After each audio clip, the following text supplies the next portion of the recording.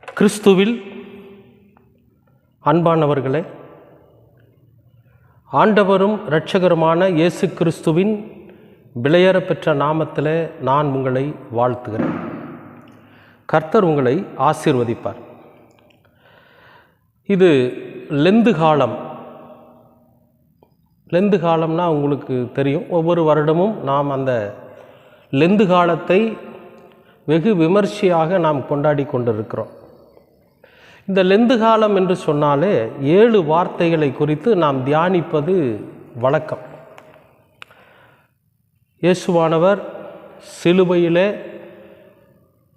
நமக்காக ஆணிகளினால் அடிக்கப்பட்டு அவர் தொங்கிக் கொண்டிருந்த போது அவர் பேசினதாக சொல்லப்படுகிற 7 வாக்கியங்கள், 7 வார்த்தைகள். இது ஒரு வாக்கியமாக தான் இருக்குது. 7 வாக்கியங்கள். அதை குறித்து நாம் தியானிப்பது நம் ஆவிக்குரிய வளர்ச்சிக்கு மிக பிரயோஜனமாக இருக்கும் என்பதனால் ஒவ்வொரு வருடமும் நாம் அதை குறித்து தியானித்து கொண்டு இருக்கிறோம். அதே போல் இந்த நாளில் நாம் தியானிக்க இருக்கிற முதல் வாக்கியம் லூக்கா 23ஆம் அதிகாரம் 34வது வசனம். அப்பொழுது இயேசு, பிதாவே, இவர்களுக்கு மன்னியும், தாங்கள் செய்வது இன்னதென்று அறியாதிருக்கிறார்களே என்றார். அவருடைய வஸ்திரங்களை அவர்கள் பங்கிட்டு சீட்டு போட்டார்கள். பிதாவே, இவர்களுக்கு மன்னியும், இவர்கள் செய்வது இன்னதென்று அறியாதிருக்கிறார்களே. இந்த இயேசு கிறிஸ்து சொன்ன இந்த வாக்கியத்தில் நாம் எடுத்துக்கொள்ளுகிற ஒரு விஷயம், அதில் இருக்கக்கூடிய கருத்து என்ன அப்படிங்கிறத நாம் கொஞ்சம் ஆழமாய் தியானிக்கணும். இன்றைக்கு எல்லாருமே என்ன நினைக்கிறாங்கன்னா, இவர் சிலுவையில் சொன்ன இந்த வார்த்தை நமக்காக தான் சொல்லியிருக்கிறாரு, அதனால் நம்ம ஆண்டவரோட சமூகத்தில் என்ன வேணாலும் பண்ணிட்டு போய் நின்று கேட்டாக்கா, தன்னை சிலுவையில் அடித்து கொன்னவங்களே அவர் மன்னிச்சிட்டாரு, அப்போ நம்மளையும் அவர் மன்னிச்சிருவார் அப்படின்ற எண்ணம் தான், அப்படிங்கிற சுவிசேஷம் தான் இன்றைக்கு அறிவிக்கப்பட்டு கொண்டிருக்கிறது. அந்த எண்ணத்தில் தான் நம்ம எல்லாருமே இருக்கிறோம். ஒரு விஷயத்தை நல்லா கவனிக்கணும். பிதாவே, இவர்களை மன்னியும்னு சொன்னவர் பிதாவே எல்லோரையும் மன்னிங்கன்னு சொல்லலை. பிதாவே, இனி வரப்போகிற எல்லா மனிதர்களையும் மன்னிங்க அப்படின்னு சொல்லலை. பிதாவே, பாவம் செய்ய போகிற அனைவரையும் மன்னிங்க அப்படின்னு சொல்லலை. பிதாவே, இவர்களை மன்னியும் அப்படின்னு தன்னை சிலுவையில் அடிச்சிட்டு இவர் சிலுவையில் மரணம் எப்போ அடைவார் என்று பார்த்து கொண்டிருக்கிற அந்த கொடுங்கோளர்களை பார்த்து சொல்கிறாரு, பிதாவே, இவர்களை மன்னியும். சரி, எதனால் மன்னிக்க சொல்கிறாருன்னா, இவர்கள் செய்வது இன்னதென்று அறியாதிருக்கிறார். என்ன செய்கிறோம் அப்படிங்கிறத தெரியாமல் இவங்க செஞ்சிட்ருக்கிறாங்க. இவங்க செய்வத காரியத்தினுடைய பலன் என்ன என்பதை அவர்கள் அறியாதிருக்கிறார்கள். ஆகவே அவர்களை மன்னியுங்கள் அப்படின்னு சொல்லி சொல்கிறார். ஒரு விஷயத்தை நல்லா கவனிக்கணும். என்னென்னா, இவரை சிலுவையில் அடித்தவங்களுக்கு இவர் பிதாவின் குமாரன் அப்படிங்கிறத தெரியாது. இவர் சொல்கிறாரு, என் பிதா என்னை அனுப்பினார், என் பிதா தான் இதை செய்ய சொன்னார், அதனால தான் நான் செய்யங்கிற பல இடங்களில் இவர் சொல்லியிருப்பார். ஆனால் அதை அவங்க ஏற்றுக்கலை. ஏன்னா கடவுள் மனித உருவத்தில் இருந்து எந்த விதமான காரியத்தையும் செய்ய மாட்டாருங்கிற ஒரு நம்பிக்கை, கடவுள் நம்பிக்கை, கடவுள் பயம் அவங்களுக்குள்ள அதிகமாக இருக்குது. அதனால தான் ஒரு மனிதனை கடவுளின் ஸ்தானத்தில் வச்சு பார்க்க அவங்களால முடியல. அப்போ இவர் தப்பாக பேசுகிறாரு, தேவதூஷணம் பண்ணுறாரு, தான் கடவுளோட பிள்ளைன்னு பொய் சொல்லிக்கிட்டு இருக்கிறாரு என்கிற அந்த ஒரு எண்ணம் தான் அங்கே ஒவ்வொருவருக்குள்ளும் இருந்தது. இப்போ அவங்க என்ன பண்ணாங்க, இவரை சிலுவையில் அடிக்கிறாங்க. ஏன்னா இவர் தேவனுடைய மகன் அப்படிங்கிறது அவங்களுக்கு தெரியாது. இன்னொரு விஷயம் என்னன்னு கேட்டிங்கன்னா, இவர் மரித்தால் உயிரோடு எழுந்து விடுவாருங்கிறது கூட தெரியாது. ஏன் கூட இருக்கக்கூடிய அவர் கூடவே இருந்தாங்க இல்லையா, அவங்களுக்கு கூட தெரியாது என்னன்னு, இவர் மரித்தால் உயிரோடு எழுந்து விடுவார் அப்படிங்கிறது கூட இருந்தவங்களுக்கு கூட தெரியாது. ஏன் தெரியாது? என்ன விஷயம் அப்படின்னா, இவன் சாதாரண மனுஷன் தானே. இவர் சொல்லியிருக்கிறாரு, நான் மரித்தால் 3ஆம் நாள் உயிரோடு எழுந்திருப்பேன் அப்படின்னு சொல்லியிருக்கிறாரு. அது நடக்குமா? செத்தவங்க யாராவது உயிரோடு எந்திரிப்பாங்களா அப்படிங்கிற அந்த ஒரு எண்ணம் அங்கே ஒவ்வொருவருக்குள்ளும் இருந்தது. அப்படி இருந்ததுனால தான் இவருடைய உயிர்த்தெழுதலின் பேரில் நம்பிக்கை இல்லாததினால தான் என்ன நடந்துச்சுன்னா, இவர் கூட இருந்தவங்களே கூட ஓடி போய் ஒளிஞ்சுக்கிட்டாங்க.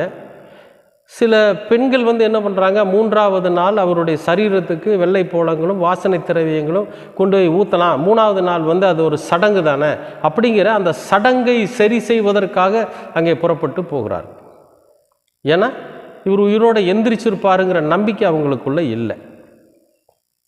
அப்போ இந்த நம்பிக்கையெல்லாம் எப்பொழுது தவிடுபடியாகிறது, உடைத்தெறியப்படுகிறது அப்படின்னா, இவர் உயிரோடு எந்திரிக்க மாட்டார், இவர் தேவனுடைய மகன் சொன்னது பொய், இதெல்லாம் இந்த நம்பிக்கையில் தான் அவங்க இருக்கிறாங்களே தவிர இவர் உயிரோடு எந்திரிப்பார் அப்படிங்கிற நம்பிக்கை யாருக்கும் இல்லை. அந்த மன்னன் கூட என்ன பண்ணுறான்னு கேட்டிங்கன்னா, நீங்கள் லூக்காவில் கூட ஒரு வசனம் உண்டு, கொஞ்சம் காவலாளிகளை கொண்டு போய் அங்கே வைக்கிறார். வச்சுட்டு சொல்கிறாரு, நீ பத்திரமா பார்த்துக்குங்க, ஏன்னா இவனோட சரீரத்தை யூதர்கள் திருடிட்டு போயிட்டு உயிரோடு எந்திரிச்சிட்டான்னு பொய் சொல்லிடுவாங்க, அதனால் நீங்கள் என்ன பண்ணுங்கள், ரொம்ப பாதுகாப்பாக கவனமாக இருக்கணும் அப்படின்னு சொல்லி அங்கே அவருடைய கல்லறைக்கு காவல் வைக்கிறான். அப்போ இவர் உயிரோடு எந்திரிப்பாருங்கிறது அங்கே யாருக்குமே தெரியாது. அதனால ஆண்டவர் சொல்கிறாரு, இவங்களுக்கு எதுவுமே தெரியல, தெரியாமல் இதை செய்கிறாங்க, அதனால் இவங்களை மன்னிச்சிருங்க, நான் யார், நான் என்ன, நான் எங்கிருந்து வந்தேன், எங்கே போக போகிறேன், இதுக்கு பிறகு நடக்கக்கூடிய காரியம் என்ன, இதெல்லாம் எதுவுமே அவங்களுக்கு தெரியலை. தெரியாததுனால இந்த தப்பை செய்கிறாங்க, இவர்கள் செய்வது இன்னதென்று அவங்களுக்கு தெரியல, அதனால் அவங்கள மன்னிச்சிருங்க அப்படிங்கிறார். ஆனால் இன்றைக்கு இருக்கக்கூடிய நிலை என்ன? இயேசு கிறிஸ்து 2025 ஆண்டுகளுக்கு முன்னால் உயிரோடு எழுந்திருப்பது நமக்கு தெரியும். அவர் இந்த பூமியை ரட்சிக்க வந்தவர்னு நமக்கு தெரியும். அவர் இந்த உலகத்தில் நியாயம் தீர்க்க வரப்போகிறார் என்கிறது நமக்கு தெரியும். எல்லா விஷயங்களும் தெரியும். எது செய்யக்கூடாது, எது செய்யலாம் அப்படிங்கிறது தெரியும். திருமறை என்கிற இந்த வேதாகமத்தில் இயேசு கிறிஸ்து என்கிற அந்த உன்னதமான பரிசுத்தம் நமக்கு அநேக விஷயங்களை கற்றுத்தந்திருக்கிறது. நிறைய போதனைகளே அவர் நமக்கு கொடுத்துருக்கிறாரு. நிறையா விஷயங்கள் நமக்கு தெரியும். காணிக்க காசை நம்ம துஷ்பிரயோகம் பண்ணக்கூடாது, திருடக்கூடாதுன்னு நமக்கு தெரியும், ஆனால் செய்வோம். பதவிக்காக அடிச்சுக்க கூடாதுன்னு நமக்கு தெரியும், ஆனால் செய்வோம். விபச்சாரம் பண்ணக்கூடாதுன்னு தெரியும், ஆனால் செய்வோம். வேசிக்கல்லனாய் வாழக்கூடாதுங்கிறது நமக்கு தெரியும், ஆனால் செய்வோம். எல்லாமே தெரியும். பொய் பேசக்கூடாது, பிறருடைய மனைவியை இச்சிக்கக்கூடாது, என்னென்ன செய்யக்கூடாது என்கிறது இந்த வேதத்தில் இருக்குது. இதெல்லாம் நம்ம படிச்சிருக்கிறோம், நமக்கு தெரியும், ஆனால் செய்வோம். காணிக்க காசை எடுத்து கண்ணா பண்ணான்னு செலவு பண்ணுவோம். அதை நம்ம சொந்தத்துக்கு வீடு வாங்குவோம், கார் வாங்குவோம், பங்களா வாங்குவோம், பசங்களுக்கு சேர்த்து வைப்போம். இதெல்லாம் தப்பு அப்படின்னு தெரியும், ஆனால் செய்வோம். பதவிக்காக நம்ம ஒருத்தர் அடிச்சுக்குவோம், ஒருத்தர் ஏமாற்றுவோம், ஒருத்தன் மேலே ஒருத்தன் போய் குறை சொல்லுவோம். அது தப்புன்னு தெரியும், ஆனால் செய்வோம். மன்னிப்பாரா? அந்த மன்னிப்புக்கு நாம் பாத்திரவான்களாக இருக்கிறோமா? அறியாமல் செய்கிற தவறுகளைத்தான் கர்த்தர் மன்னிக்கிறார். எல்லாவற்றையும் தெரிந்து செய்கிற தவறை ஒரு நாளும் மன்னிக்க மாட்டார். எபிரேயருக்கு எழுதுறப்ப சொல்றாரு, இவர்கள் ஒவ்வொரு நாளும் கிறிஸ்துவை சிலுவையிலே அறைந்து கொண்டிருக்கிறார்கள். டெய்லியும் ஆண்டவரை சிலுவையில் அடைக்கிறோம். ஒரே ஒரு முறை அறியாமல் அடித்தவனுக்கு தான் மன்னிப்பு. எல்லா விவரமும் தெரிஞ்சு தினமும் சிலுவையில் அடிச்சுக்கிட்டு இருக்கிறோமே, நமக்கு எப்படி மன்னிப்பு? அன்பானவர்களே, ஒரு காலம் வரும், சமீபத்தில் வரப்போகுது. என்ன தெரியுமா? எனக்கு எதுவுமே வேண்டான்னு எல்லாரும் ஓட போகிறாங்க. ஆயர் பணியா? எனக்கு வேண்டாம். கமிட்டி மெம்பரா? ஐயோ எனக்கு வேண்டாம். சர்ச்சில் எலெக்ஷன் நடக்குதா? ஐயோ நான் போகலை. இல்லை நீங்கள் ஒரு செக்ரட்டரியாவோ பொருளாளரோ இருங்கன்னா ஐயோ எனக்கு வேண்டாம் அப்படின்னு இந்த பதவிகளை பார்த்து பயந்தும், ஆயர் பணிகளை பார்த்து பயந்தும், அதாவது ஆலயத்தில் பணி செய்கிற காரியங்களை குறித்து பயந்தும் ஓடுகிற காலம் வரப்போகுது. எப்படி சொல்கிறீங்க அப்படின்னு நீங்கள் என்ன கேட்கலாம். நான் சொல்கிறேன்,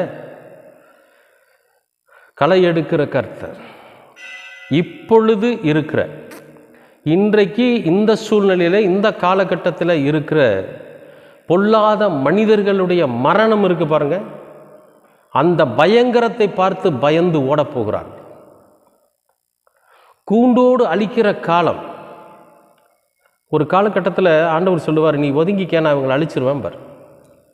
பழைய ஏற்பாட்டின் காலத்தில் பார்த்தீங்கன்னா பூமி ரெண்டாக பிளந்து நிறைய பேர் உள்ளே போய் செத்து போனாங்கன்னு இருக்கு. அதை விட பயங்கரமான அழிவை இந்த திருச்சபைகள் சந்திக்க போகிறது. அதைவிட மோசமான அழிவை இந்த திருச்சபைகள் சந்திக்க போகிறது. அட்டூழியம், அக்கிரமம், அநியாயம் செய்கிற ஆயர்களாக இருந்தாலும் சரி, கமிட்டி அங்கத்தினர்களாக இருந்தாலும் சரி, திருச்சபை மக்களாக இருந்தாலும் சரி, ஆண்டவர் நியாயம் விசாரிக்க துவங்கி இருக்கிறார். ஒவ்வொருவராக குடும்பமாக ஏற்பட போகிற அந்த பயங்கர அழிவை பார்த்து இனி ஆலயத்திற்கு வருகிறவர்கள் பயந்து நடுங்கி வரப்போகிறார்கள். காலம் சமீபம். மன்னிப்பு கிடையாது.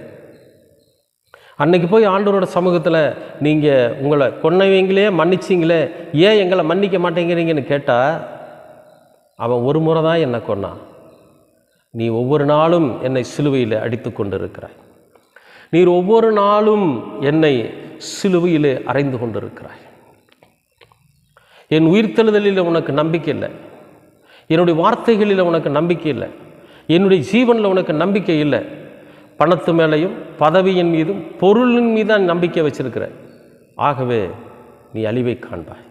எனக்கு அன்பானவர்களே, இந்த வசனம், பிதாவே இவர்களை மன்னியும் என்கிற இந்த வாக்கியம் யாருக்கு பொருந்தும் என்பதை நாமே முடிவு செய்து கொள்ள வேண்டும். ஆண்டவராகிய இயேசு கிறிஸ்து பிதாவாகிய தேவனிடத்திலே நமக்கு மன்னிப்பை பெற்றுத்தரக்கூடிய அளவிற்கு நாம் தகுதியுடையவர்களா இல்லையா யோசித்து பார்க்க வேண்டும். ஒருவேளை நாம் தகுதியற்றவர்களாக இருப்போமேயானால் நாம் அதற்கு நம்மை தகுதிப்படுத்தி கொள்ளுகிறவர்களாக இருக்கணும். கண்டிப்பாக கர்த்தர் நம் மீதும் கண் வைப்பார். ஒன்றை மறந்துவிட வேண்டாம், அவர் நீதியுள்ள நியாயாதிபதி. அவர் நீதி செய்கிற போது அங்கே பரிந்துரை இருக்காது, அங்கே மத்தியஸ்தம் இருக்காது, அங்கே அன்பு இருக்காது. அங்கே நீதியுள்ள நியாயாதிபதியாய் பயங்கரமான ஒரு நீதியை அங்கே நிலைநாட்டுவார். நாம் அதில் அழிந்து போகாதபடிக்கு நம்மை மாற்றிக்கொள்வோம். கர்த்தர் உங்களை ஆசீர்வதிப்பார். கண்களை மூடி ஜெபிப்போம். அன்பின் பரலோக பிதாவே, அருமையான நல்ல இந்த நாளுக்காக நன்றி. நீர் சிலுவையிலே மொழிந்த வார்த்தைகளிலே, பிதாவே இவர்களை மன்னியும், இவர்கள் செய்வது இன்னதென்று அறியாதிருக்கிறீர்கள் என்று சொன்னீர். அறிந்தும் தெரிந்தும் தவறு செய்கிறவர்களுக்கு அந்த மன்னிப்பு இல்லை என்பதை நாங்கள் உணர்ந்து கொள்ள நீர் எங்களுக்கு ஞானத்தை தார். நாங்கள் எங்களை மாற்றிக்கொண்டு, எங்களை திருத்தி கொண்டு, நீர் பெற்றுத்தருகிற அந்த மன்னிப்பிற்கு பாத்திரவான்களாக நாங்களும் இந்த உலகத்தில் ஜீவிக்க நீர் எங்களுக்கு கிருபை பாராட்டும். தொடர்ந்து அது கிருபையும் இயேசு கிறிஸ்துவின் வார்த்தைகளும் எங்களை வழி நடத்தட்டும்.